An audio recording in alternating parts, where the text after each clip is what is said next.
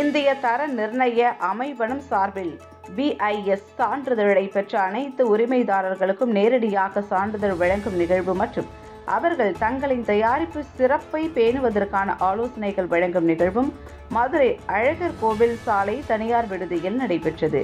இந்நிகழ்வில் BIS-இன் மூத்த இயக்குனர் தயானந்த் பங்கேற்று BIS சான்றிதழை உரிமைதாரர்களுக்கு நேரில் வழங்கி வாழ்த்து தெரிவித்தார். சென்னை எண்ணூர் கத்திவாக்கம் அரசு மேல்நிலைப் பள்ளியில் படித்த ஸ்ரீவள்ளி என்ற மாணவி +2 தேர்வில் அதிக மதிப்பெண் பெற்று மாநிலத்தில் 2ஆம் இடம் பிடித்தார். அவரை கௌரவிக்கும் விதமாக தலைமை ஆசிரியை திருமதி அனிதா தலைமையில் நடைபெற்றது. இவ்விழாவில் பழைய மாணவர்கள், வியாபாரி சங்கத்தினர், பத்ரகாளி கோவில் சங்கம் மற்றும் மாணவர் அமைப்பினர் அனைவரும் இணைந்து ஸ்ரீவள்ளி மாணவிக்கு ஊக்கத்தொகை வழங்கி கௌரவித்தனர். அரசு பள்ளி மாணவி மாநில அளவில் 2ஆம் இடம் பிடிச்சிருக்காங்க அப்படின்னு சொல்லிட்டு நம்ம நாட்டில் ஒவ்வொரு குடும்பமும் அடுத்த லெவலுக்கு போகிறதுக்கு எல்லாருமே முன்னேறதுக்கு காரணம் கல்வி மட்டும்தான். அந்த கல்வியால் மட்டும்தான் நம்மளுடைய நாடும் முன்னேறும், ஒவ்வொருத்தருடைய தனி மனித வாழ்க்கை தரமும் முன்னேறும் நான் நம்புகிறேன். நானும் கவர்மெண்ட் ஸ்கூலில் படித்து இந்த அளவுக்கு வந்த ஆள் தான். ஸோ அதே மாதிரி கவர்மெண்ட் ஸ்கூலில் படித்த ஸ்ரீவள்ளி கண்டிப்பாக இன்னும் என்னை விட பெரிய லெவலில் வரணும் அப்படின்னு சொல்லிட்டு நான் ஆசைப்படுறேன். தென்காசியில் காசி விஸ்வநாதர் ஆலயம் நகரின் மையப்பகுதியில் அமைந்துள்ளது.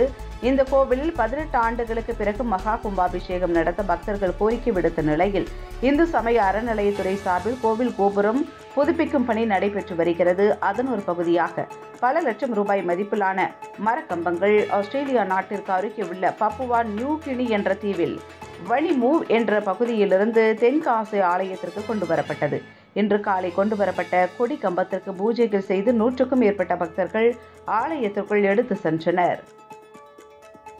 செங்கல்பட்டு மாவட்டம் கேளம்பாக்கம் கோவளம் சாலை அரசு பள்ளி அருகே 2022-23ஆம் ஆண்டில் திருப்போரூர் சட்டமன்ற தொகுதி மேம்பாட்டு நிதியிலிருந்து 11 லட்சம் ரூபாய் மதிப்பில் புதிய நியாய விலை கடை கட்டி முடிக்கப்பட்டு அதன் துவக்க விழா ஊராட்சி மன்ற தலைவர் ராணி எல்லப்பன் தலைமையில் நடைபெற்றது.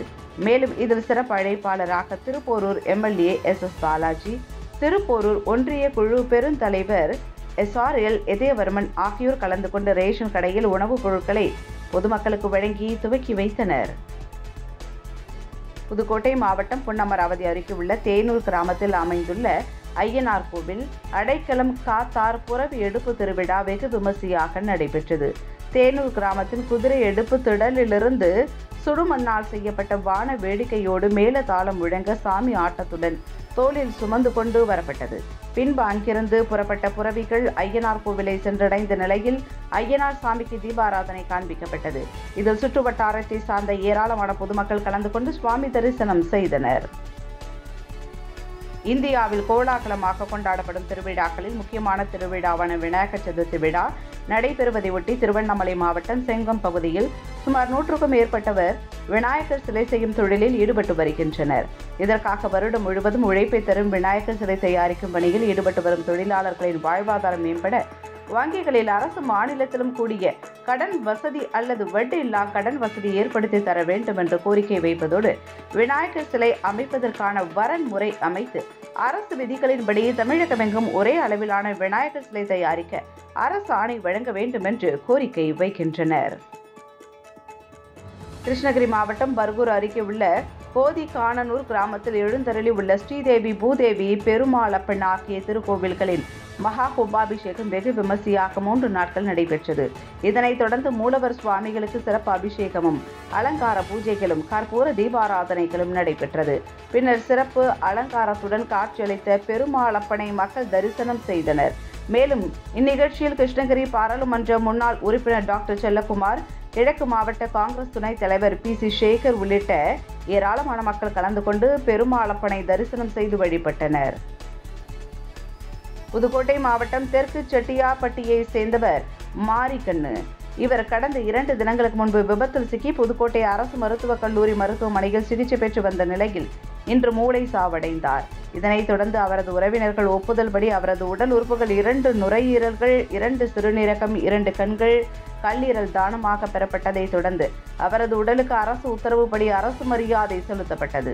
அப்போது மருத்துவமனையிலிருந்து அவரது உடல் புறப்பட்ட போது மருத்துவக் கல்லூரி முதல்வர் ராஜ்மோகன் தலைமையில் மருத்துவர்கள், செவிலியர்கள் ஆகியோர் மலர் தூவி ஆம்புலன்ஸுக்கு முன்னால் நடந்து வந்து அஞ்சலி செலுத்தினர். ஈரோடு மாவட்டம் கோபிச்செட்டிப்பாளையம் அருகே உள்ள அரசு பள்ளிகளில் ஆசிரியர்களாக பணிபுரிந்து வந்த பிரபா மற்றும் குடியரசி ஆகிய இருவரும் அதே பகுதியைச் சேர்ந்த ஓய்வு பெற்ற ஆசிரியரான குளோரி என்பவருடன் இணைந்து ஏலச்சீட்டு நடத்தி 1,60,00,000 ரூபாய் வரை மக்களை ஏமாற்றியதாக வந்த புகாரின் அடிப்படையில் 3 ஆசிரியர்கள் மீதும் வழக்கு பதிவு செய்த கோபி காவல்துறையினர் பிரபா மற்றும் குடியரசி ஆகிய இருவரையும் கைது செய்து நீதிமன்றத்தில் ஆஜர்படுத்தி சிறையில் அடைத்தனர். ராமநாதபுரம் ராஜசூரியமடை அம்ருதா வித்யாலயம் பள்ளியில் 18 வயதிற்கு கீழ் உள்ள இதய நோய் உள்ள குழந்தைகளுக்கான இலவச மருத்துவ முகாம் ஆகஸ்ட் 31ஆம் தேதி ஜெனிசிஸ் அறக்கட்டளை மற்றும் அம்ருதா ஹார்ட் கேர் அறக்கட்டளைகளின் சார்பில் நடைபெறவுள்ளது. அன்றைய தினம் ராமநாதபுரம் ரயில் பேருந்து நிலையங்களிலிருந்து பெற்றோர் மற்றும் குழந்தைகளை அழைத்து வருவதற்கு போதிய ஏற்பாடுகள் செய்யப்பட்டிருப்பதாகவும் நிர்வாகம் சார்பில் தெரிவிக்கப்பட்டது. இதனைத் தொடர்ந்து செய்தியாளர் சந்திப்பில் பேசிய இதய மருத்துவ நிபுணர் பாலாஜி, ராமநாதபுரம் மாவட்டத்தில் கடந்த 1 வருடத்தில் 30க்கும் மேற்பட்ட இதய நோயாளிகளை காப்பாற்றியதாகவும் தெரிவித்தார். இந்த பிறவி இருதய நோய் சர்ஜரி, பீடியாட்ரிக் கார்டியாக் சர்ஜரி வந்து க்ளோஸ் டு ஒரு 700 கேசஸ் பர் இயர் நாங்கள் ஆப்ரேஷன் பண்ணுறோம். சாதாரணமாக இப்போ நீங்கள் கேட்ட மாதிரி இந்த மாதிரி ஒரு கன்ஜனைட்டல் ஹார்ட் சர்ஜரி பண்ணுறதுக்கு ஒரு ஆவரேஜ் பார்த்திங்கன்னா ஒரு 2 to 10 லட்சம் வரைக்கும் செலவாகும், depending on the complexity of the case. So இந்த ஃபெசிலிட்டியை now we are making it available free of cost to the poor people. So அந்த கேம்போட நோக்கம் இதுதான். ஸோ இது high end medical care given to the lowest அதாவது people who cannot afford, completely free of cost. Nilgiri மாவட்டம் Udhagai Rex மேல்நிலைப் பள்ளியில் தேசிய பேரிடர் மீட்பு குழுவினரின் பேரிடர் ஒத்திகை நிகழ்ச்சி நடைபெற்றது. இதனை மாவட்ட ஆட்சியர் லட்சுமி பவ்யா தண்ணீரூர் பார்வையிட்டார். இதில் கட்டிடங்களில் இடிபாடுகளில் ஏற்பட்டால் எவ்வாறு விபத்திலிருந்து வெளியேற வேண்டும், விபத்துகளில் காயம் ஏற்பட்டால் எவ்வாறு முதலுதவி சிகிச்சை அளித்து மருத்துவமனைக்கு அழைத்து செல்ல வேண்டும் உள்ளிட்ட ஒத்திகைகள் மாணவர்கள் முன்பு தத்ரூபமாக செய்து காண்பிக்கப்பட்டது. மேலும் பொதுமக்கள் மற்றும் மாணவியர்கள் மண் சரிவு உட்பட இயற்கை பேரிடர்கள் ஏற்படும் போது எதை செய்ய வேண்டும், எதை செய்யக்கூடாது என்பது குறித்தும் தொடர்ந்து விழிப்புணர்வு ஏற்படுத்தப்பட்டு வருகிறது. செங்கல்பட்டு மாவட்டம் மதுராந்தகம் அடுத்த புதுப்பட்டு கிராமத்தில் இயங்கி வரும் பார்க் இண்டஸ்ட்ரியல் பிரைவேட் லிமிடெட் தனியார் நிறுவனத்தில் சுற்றுவட்டார பகுதிகளிலிருந்து சுமார் 500க்கும் மேற்பட்ட தொழிலாளர்கள் இந்த தொழிற்சாலையில் பணிபுரிந்து வருகின்றனர். இந்நிலையில் தொழிற்சாலையில் பணிபுரியும் தொழிலாளர்கள் இந்த தொழிற்சாலையில் அடிப்படை வசதிகள் இல்லை என்று கூறி நேற்று தொழிற்சங்கம் சார்பாக செங்கல்பட்டு பழைய பேருந்து நிலையம் எதிரே மாபெரும் கண்டன உண்ணாவிரத போராட்டம் நடைபெற்றது. என் பேர் வெங்கடேசன். நான் தேசிய பொதுத்தொழிலாளர் ஒருங்கிணைப்பினுடைய மாநில பொதுச் செயலாளராக இருக்கேன். பார்க் இண்டஸ்ட்ரியல் பார்க் ஃபில்டரில் ஏற்கனவே 15 ஆண்டுகளாக இந்த ஆலை நிறைய இயங்கி வருகிறது. 2 வருஷமாக யூனியன் ஆரம்பித்தேன். அதில் தொழிலாளர் சட்டங்கள், தொழிற்சாலை சட்டங்கள், குறைந்தபட்ச ஊதிய சட்டங்கள், வருங்கால வைப்பு நிதி சட்டங்கள், மாசு கட்டுப்பாடு சட்டங்கள் 100% அமுல்படுத்தாத நிலை அரசுக்கு தெரிவித்து அது சம்பந்தமாக நேற்று நாங்கள் செங்கல்பட்டு பழைய பேருந்து நிலையத்தில் அனைத்து தொழிலாளரும் ஒருங்கிணைந்து உண்ணாவிரதம் இருந்தோம்.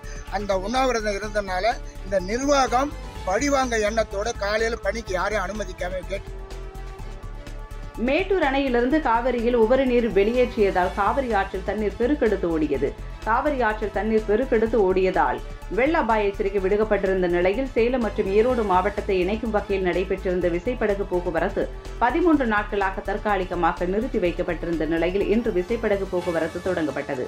மேலும் எடப்பாடி மற்றும் பூலாம்பட்டி சுற்றுவட்டார பகுதியில் உள்ள பள்ளி மற்றும் கல்லூரி மாணவ மாணவிகள் மற்றும் பொதுமக்கள் இன்று விசைப்படகு போக்குவரத்து தொடங்கப்பட்டுள்ளதால் மகிழ்ச்சி அடைந்துள்ளனர்.